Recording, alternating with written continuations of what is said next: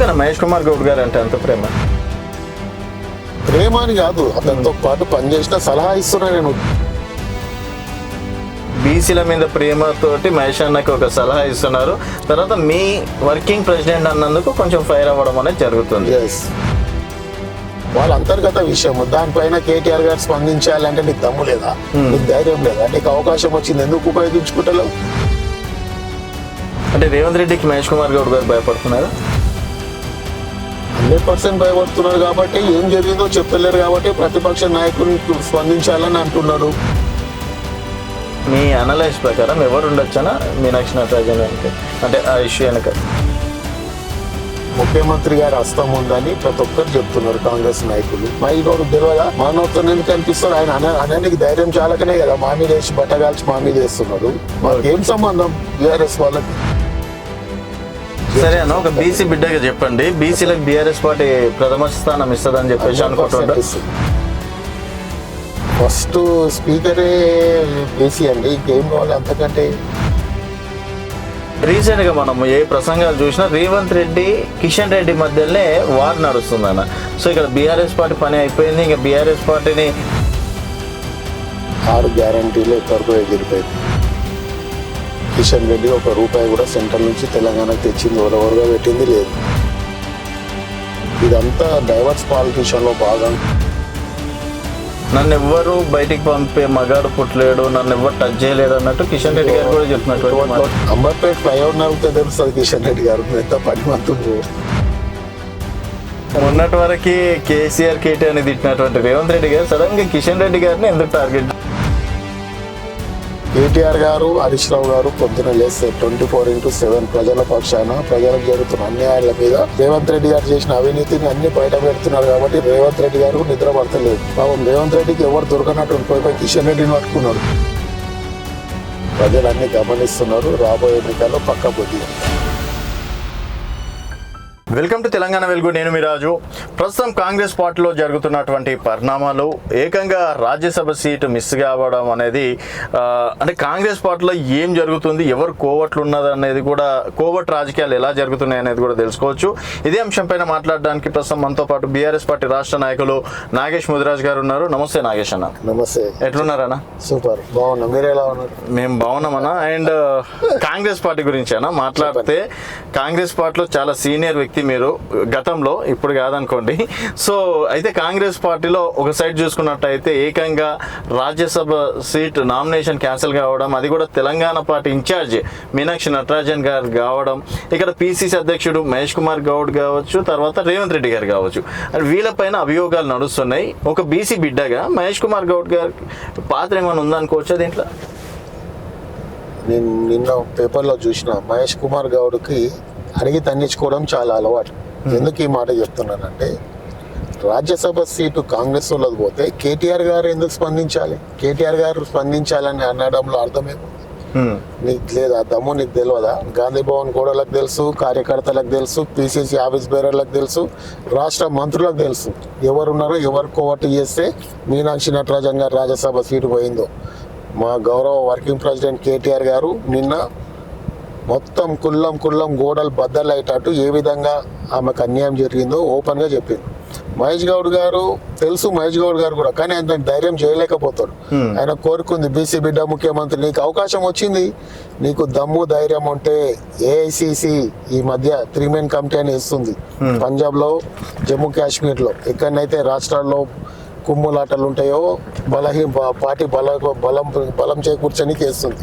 మంచి అవకాశం వచ్చింది, నువ్వు తక్షణం 3 మెన్ కమిటీ అడుగు మహేష్ కుమార్. ఏఐసిసికి నీకు నాకున్న సాన్నిధ్యంతో నీకు ఉచిత సలహా ఇస్తున్నా. ఏఐసిసిని తక్షణం 3 మెన్ కమిటీ వేయమను, నిజ నిర్ధారణ కమిటీ వేయమను, ఉన్నట్టు బయటకు వస్తాను. అంటే మహేష్ కుమార్ గౌడ్ గారికి సీఎం అయ్యే అర్హత ఉందనుకోవచ్చా? మహేష్ కుమార్ గౌడ్కి సీఎం అర్హత ఉందో నేను ఎట్లా చెప్తా? ఆయన నాకు అవకాశం వచ్చింది, ఆయన ఉపయోగించుకుంటే అవుతాడు. బీసీ బిడ్డ, బీసీ ముఖ్యమంత్రి అంటున్నాడు కదా. ఇంత ఎలిగేషన్స్ వస్తున్నాయి ఆయన మీద, ఒక్కరి మీద కూడా యాక్షన్ తీసుకుంటలేడు. సరే అదే వాళ్ళ పార్టీ అంతర్గత విషయం, ఓకే పర్సనల్ గా కూడా టార్గెట్ చేస్తున్నారు, డబ్బులు తిన్నారని, ఇంకా అమ్మాయిలని ఇవన్నీ మాట్లాడవద్దు, కానీ అమ్మాయిలని ఏమేమో చెప్తున్నారు. సరే అది ఆయన పర్సనల్, ఆయనకు దమ్ము ధైర్యం ఉంటే యాక్షన్ తీసుకోవాలి. సాక్షాత్ ఎవరైతే ఇన్ఛార్జ్ వచ్చిండ్రో వాళ్ళపైన యాక్షన్, వాళ్ళపై ఇంత అన్యాయం జరిగితే ఏం జరిగిందో కూడా నీకు తెలుసు, కానీ నువ్వు అనలేక మా గౌరవ వర్కింగ్ ప్రెసిడెంట్ కేటీఆర్ గారు స్పందించాలనడంలోనే నీకు ఎంత బలహీన పిసిసి ప్రెసిడెంట్ అర్థమవుతుంది. అంటే అన్న ఇప్పుడు మీరు గతంలో చాలా మంది పిసిసి ప్రెసిడెంట్లను చూశారు కదా, సో పిసిసి ప్రెసిడెంట్లకు ఏం పవర్స్ ఉండవా? పిసిసి ప్రెసిడెంట్ రాష్ట్రంలో నంబర్ 1, ఆయన తర్వాత ఏది ఉన్నా కూడా. ఓకే, మీరు చూసిండొచ్చు గతంలో కూడా ముఖ్యమంత్రి కూడా గాంధీ భవన్ కు రావాల్సిందే. పిసిసి ప్రెసిడెంట్ ఒక మీటింగ్ పెట్టిందంటే దాని ప్రిసైడింగ్ రాష్ట్ర అధ్యక్షుడు పిసిసి ప్రెసిడెంట్ చేస్తారు. అది ఆ హోదాలో ముఖ్యమంత్రి కూడా సెకండే. Okay, PCC president is the number 1 Congress పార్టీకి తెలంగాణలో. కానీ ఆయనకు మంచి అవకాశాలు వస్తున్నాయి, ఆయన వినియోగించుకుంటలేడు, మాట్లాడడానికి ధైర్యం లేదు.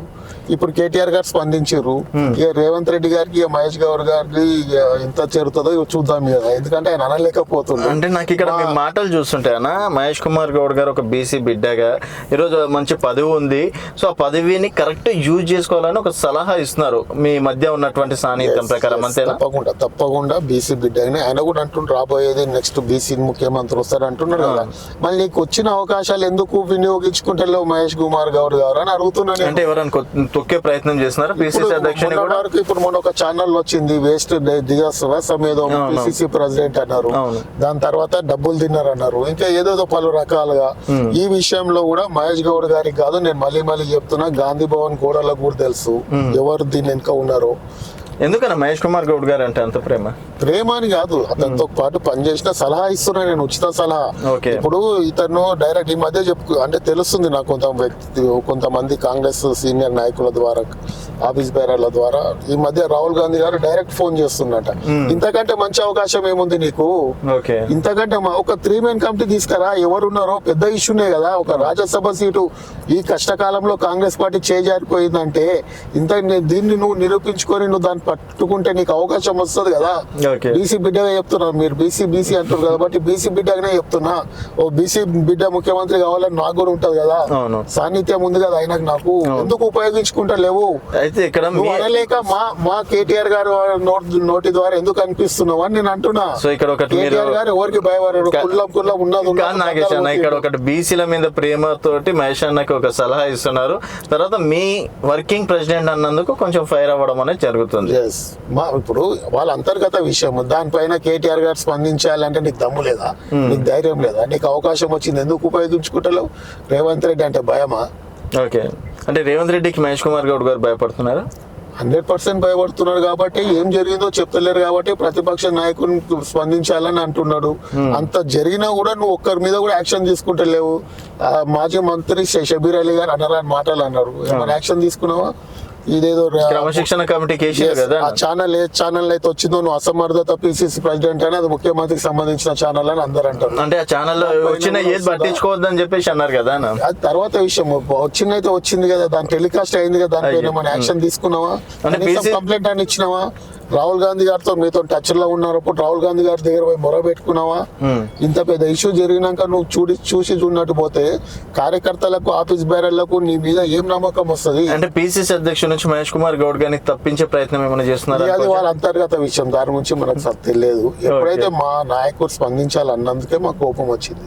నాయకుడు అంటే మీ పార్టీలో మీరు చూసుకోండి, మహేష్ కుమార్ గౌడ్ కూడా కేటీఆర్ గారు అనవసర విషయాలు మాట్లాడుతున్నారు, మీనాక్షి నటరాజన్ అనవసర విషయాలు ఏముంది, టీవీలోనే వచ్చింది అది, షబీర్ అలీ గారు నేను అన్నది, నిన్న మాటలు, దానిపైన స్పందించారు, దానికి నీకు కోపం వస్తుంది. కానీ మీనాక్షి నటరాజన్ ఎవరి ద్వారా సీటు పోయిందో తెలుసు నీకు, అది స్పందించవు. అది మాత్రం వేరే వాళ్ళ మీద వేసి వేరే ద్వారా అని ఎంజాయ్ చేద్దామని. ఇప్పుడు రేవంత్ రెడ్డి గారి యాక్షన్ ఎలా ఉంటుందో అది మీ అంతర్గత విషయం, అడిగి తన్నించుకోవడం అంటే ఇదే అంటారు. సో మీ విశ్లేషణ ప్రకారం, మీ అనలైజ్ ప్రకారం ఎవరు ఉండొచ్చనా మీనాక్షి నటరాజన్ వెనుక, అంటే ఆ ఇష్యూ వెనుక? మా వర్కింగ్ ప్రెసిడెంట్ గారు మొత్తం చెప్పారు, రాష్ట్ర కాంగ్రెస్ లో కూడా అందరికీ అంటే మీ నుంచి వినాలని, ముఖ్యమంత్రి గారి హస్తం ఉందని ప్రతి ఒక్కరు చెప్తున్నారు కాంగ్రెస్ నాయకులు. దానిపైన నేను మా అందరిది పక్కకు పెట్టు, రాష్ట్ర అధ్యక్షునికి అంటే సీఎం కదా, ఆయనకేం అవసరం ఉంటదన్న రాష్ట్ర అధ్యక్షునికి రాష్ట్రంలో కాంగ్రెస్ పార్టీ ఏ చిన్న విషయం ఏ చిన్న సంఘటన జరిగినా కూడా ఫస్ట్ తెలిసేది పిసిసి ప్రెసిడెంట్. అవును. మహేష్ గౌడ్కి తెలియదా? మానవుడితో ఎందుకు కనిపిస్తాడు? ఆయన అనడానికి ధైర్యం చాలకనే కదా మా మీద వేసి బట్టగాల్చి మా మీద వేస్తున్నాడు. మాకేం సంబంధం బీఆర్ఎస్ వాళ్ళకి? మొత్తానికి చూస్తే మొత్తం ఫైర్ గా కనిపిస్తున్నారు. అండ్ ఈ మధ్య ఒక సర్వే సంస్థ కూడా చెప్పిందన్న సిపాక్ అని, వాళ్ళు కూడా 85 స్థానాలు 86 స్థానాలు బీఆర్ఎస్ కి వస్తాయని చెప్పేసి అన్నది. అండ్ అదంతా ఫేక్ సర్వేలు. గతంలో జూబ్లీహిల్స్ లో కూడా పెద్ద పెద్ద డబ్బాలు కొట్టుకున్నారు, సర్వేలు మాదే గెలుపు మాదే అని అట్టర్ ఫ్లాప్ అయ్యిండ్రు. సో సర్వేల వల్ల ఏది కాదు అని చెప్పేసి. సో బీఆర్ఎస్ పార్టీ సర్వేలను ఏమన్నా నమ్ముకుందా? లాస్ట్ 1 వీక్ కింద ఏదో మీతో ఒక 5 నిమిషాలు ఇంటర్వ్యూ చేశాను. అవునవును. ఆ రోజే చెప్పినండి, అన్ని సర్వే సంస్థలు కూడా ఇప్పటికిప్పుడు ఎన్నికలు పెడితే 100 సీట్లు బీఆర్ఎస్ కి వస్తాయి. 85 కూడా 100 డైరెక్ట్ నాగేష్ సర్వే 100 అంటే ఇక అధికారంలోకి వచ్చినట్టే కదా, కొంచెం అటు ఇటు అయినా కూడా. అప్పటికి ఇప్పుడు ఎలక్షన్లు పెట్టిన 2029లో అయినా కూడా వచ్చే ప్రభుత్వం మాత్రం బీఆర్ఎస్ ప్రభుత్వం. వాపుని చూసి బల్బ్ అనుకుంటున్నారా? వాపు కాదు, బల్బు కాదు. ఇది మీరు మాకంటే మీరు ఇంకా గ్రౌండ్ లో ఉంటారు. పొద్దున లేస్తే మేము కూడా, మాతో పాటు మీరు కూడా తిరుగుతారు. మీకు అక్కడ సంఘటనలు నాకు అదే అనిపిస్తుంది. అక్కడ వాపుని చూసి బీఆర్ఎస్ బల్బ్ అనుకుంటుంది, సర్వేలని చూసి జబ్బాలు దర్చుకుంటుందేమో అనిపిస్తుంది. ఏ రాజకీయ పార్టీ అయినా సర్వే ప్రకారమే ముందుకు పోతుంది, సర్వే ప్రకారమే టికెట్. జూబ్లీహిల్స్ లో ఏమైందన్న మరి? జూబ్లీహిల్స్ లో ఏం జరిగిందో మీకు తెలుసు. జూబ్లీహిల్స్ లో రాష్ట్రంలో నలుమూలలు అన్ని దొంగ ఓట్లు అన్ని తీసుకొచ్చి అక్కడ ఓట్లు వేసి పోగు చేశారు. విచ్చలవిడిగా ధన ప్రభావం జరిగింది ఆడ. మీ అందరికి తెలిసిన విషయమే జూబ్లీహిల్స్ ఏ విధంగా జరిగింది. కాబట్టి అన్ని దొంగ ఓట్లు ఇప్పుడు తెలుస్తుంది కదా రానున్న ఎన్నికల్లో. ఇప్పుడు జరిగే ఎన్నికల్లో ఏవైతే జిహెచ్ఎంసీ ఉంది కదా, ఎందుకు ముందే తొందరలోనే ఉన్నాయి కదా, 2-3 నెలల్లో తెలిసిపోతుంది. సరే అన్న, ఒక బీసీ బిడ్డగా చెప్పండి, బీసీలకు బీఆర్ఎస్ పార్టీ ప్రథమ స్థానం ఇస్తుందని చెప్పేసి అనుకుంటుంటా. అందులో ఏమైనా డౌట్ ఉందా మీకు? చాలా డౌట్లు ఉన్నాయన్న. అరే ఫస్ట్ స్పీకరే బీసీ అండి, ఇంకేం కావాలి అంతకంటే?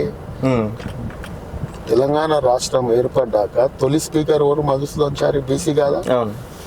బీసీలకు అన్ని కార్పొరేషన్ చైర్మన్లకు ఫండ్స్ ఇచ్చారు కదా, భవనాలు ఇచ్చారు కదా కేసీఆర్ గారు.